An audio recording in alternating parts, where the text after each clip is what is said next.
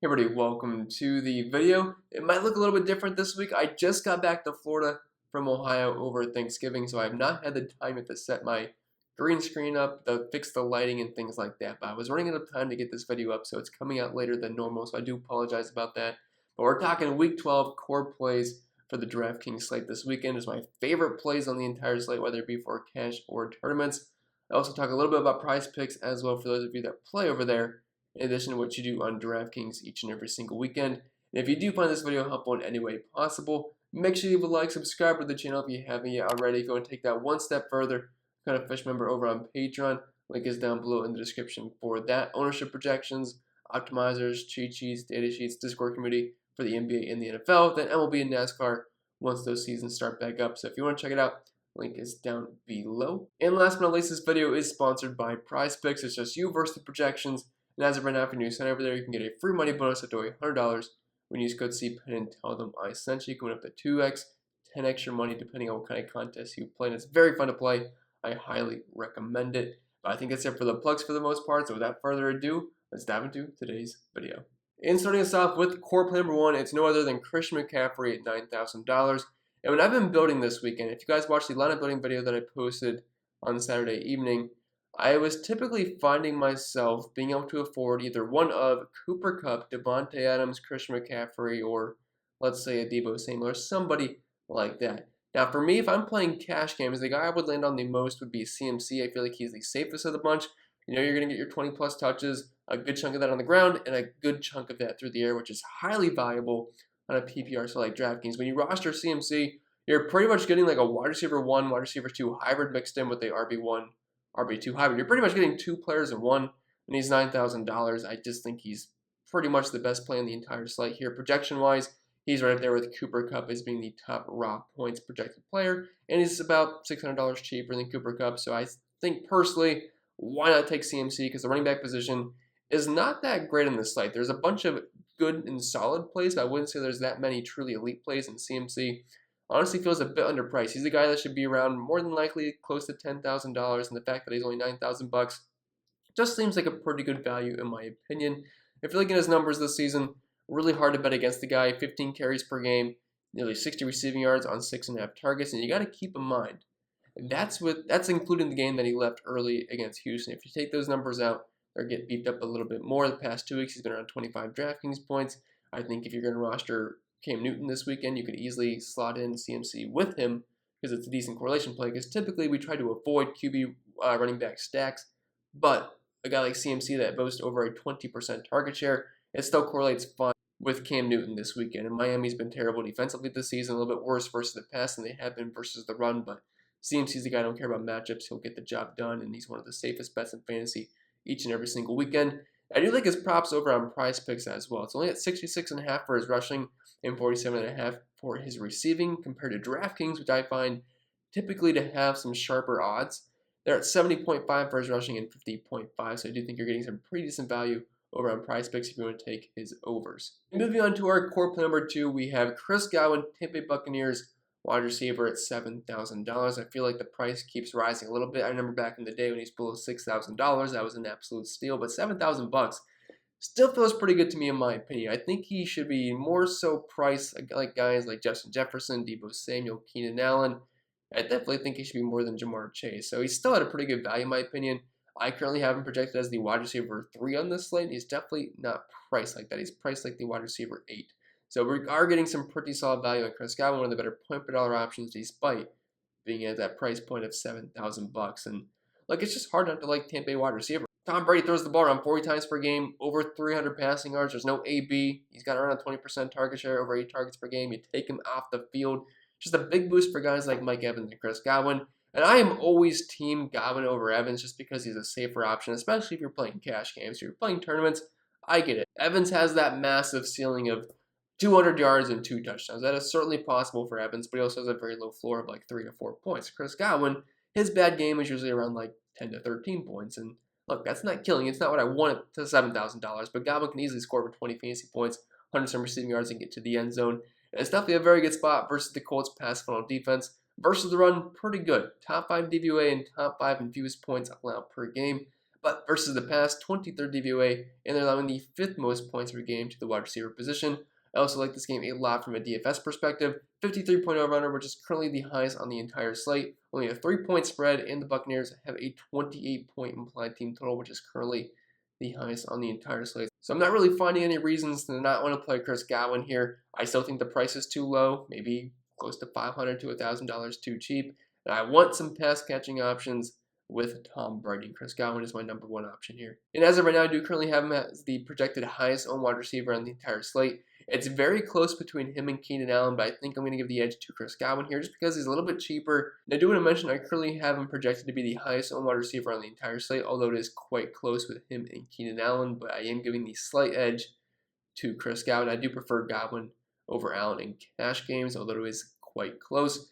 And once again, PrizePicks has some pretty low yardage totals for him compared to DraftKings. 71.5 over on PrizePicks and 77.5 over on DK. And moving on to core play #3, I was struggling to find a mid-range running back I absolutely love because there are several options here. We have Saquon Barkley, who I just got news is expected to play tomorrow, so I think he's totally fine versus Philly. We have A.J. Dillon if Aaron Jones happens to be out. And I want to say right now, if Aaron Jones is out, which it sounds like he's a game-time decision, A.J. Dillon becomes probably my favorite play at running back, so you could easily replace Dillon with James Robinson here. There's a couple other guys, but I don't want to waste your time listing off a bunch of names. But James Robinson himself does find himself in a pretty good spot here versus that Atlanta defense that has not been good whatsoever versus running backs so far this season. 22nd DVOA versus the run, and allowing the 4th most points per game, and nearly 7 catches and 50 receiving yards, which we know James Robinson is typically used in the passing game. On the season, around a 10% target share, about 3.5 targets per game. It's nothing spectacular, but just a couple of catches each and every single game can boost that floor by quite a bit. We know he's going to get the majority of the touches on the ground, and I'd be surprised if he doesn't find the end zone in this matchup versus Atlanta. And he's averaging over 5 yards per carry so far this season. And the one thing I like the most about James Robinson this weekend is typically Jacksonville finds themselves in situations where they're getting blown out, so they really can't establish the run too much. But they're only 2-point dogs at home versus the Atlanta Falcons. We're talking about one of the worst offenses, just one of the worst teams in general this season. So Jacksonville should be able to hang with Atlanta for the majority of this game. If that's the case, they can establish the run, which is something I'm sure they'd like to do for once versus Atlanta. And point per dollar wise at $6,200, he grades out as one of the best options on the entire slate. I currently have him in the top 3 in terms of projected ownership at the running back position. Now that could obviously change barring any news we get tomorrow, but as of now, I think combinations of guys like James Robinson, Christian McCaffrey, the guy we're going to talk about in a little bit, will be quite popular, but this price point seems a bit too cheap in my opinion.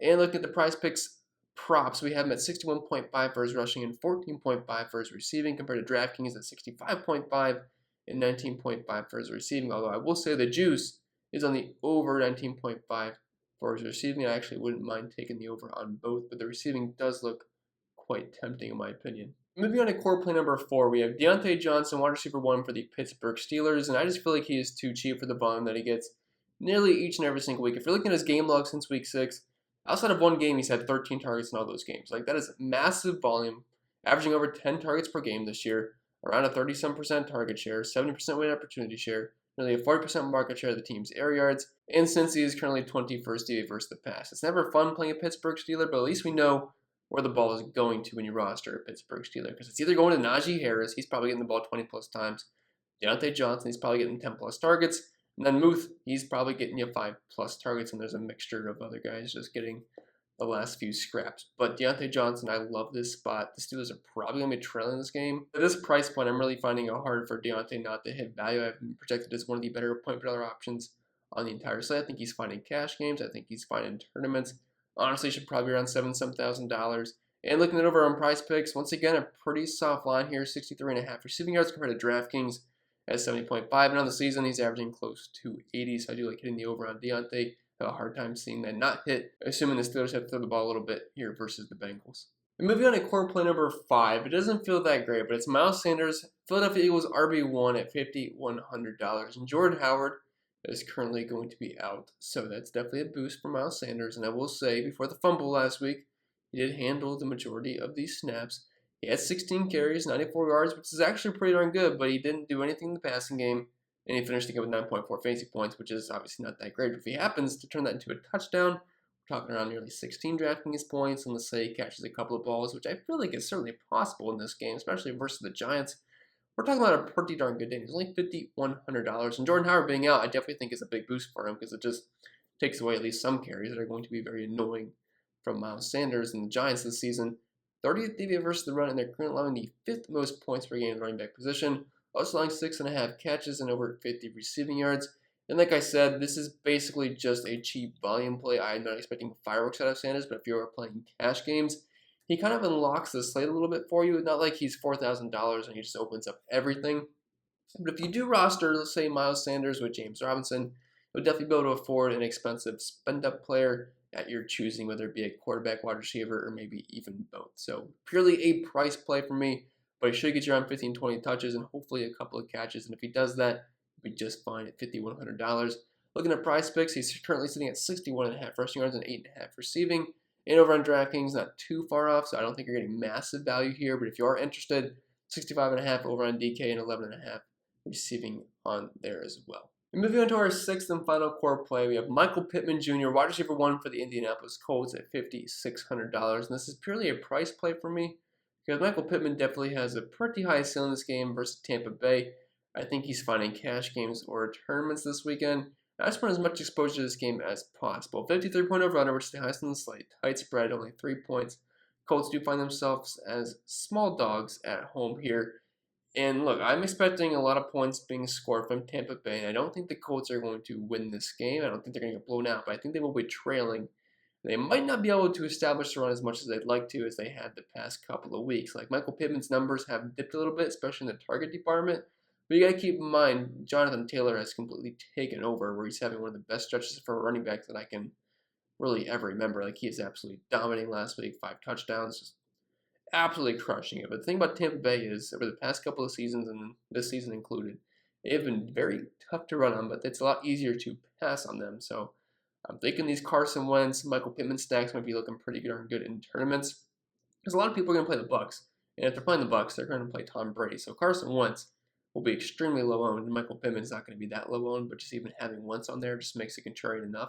And then you can run it back with a guy like Godwin or Evans or whoever you choose, maybe even Rob Gronkowski or Leonard Fournette if you want to get nuts. But this is more of a pass funnel defense versus wide receivers so far this season. I wouldn't say the Buccaneers have been terrible, more so mid-pack.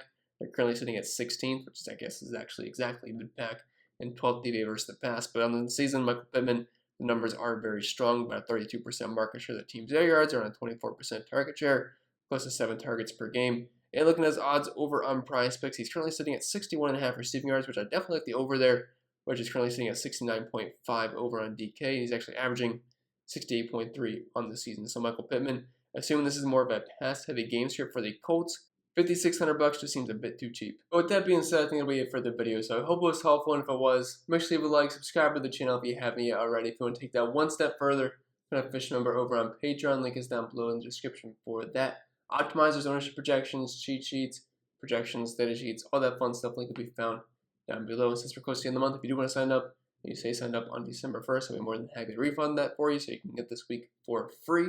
NBA and the NFL, then NASCAR will be once those seasons start back up again. And don't forget, this video was sponsored by PrizePicks. Just you versus the projections. And as of right now, if you're new, sign over there.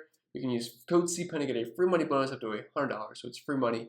Why not use it to your advantage when you use code CPEN and tell them I sent you. I think that'll be it. I will stop rambling. I wish you guys the best of luck today and enjoy your Sunday of watching football.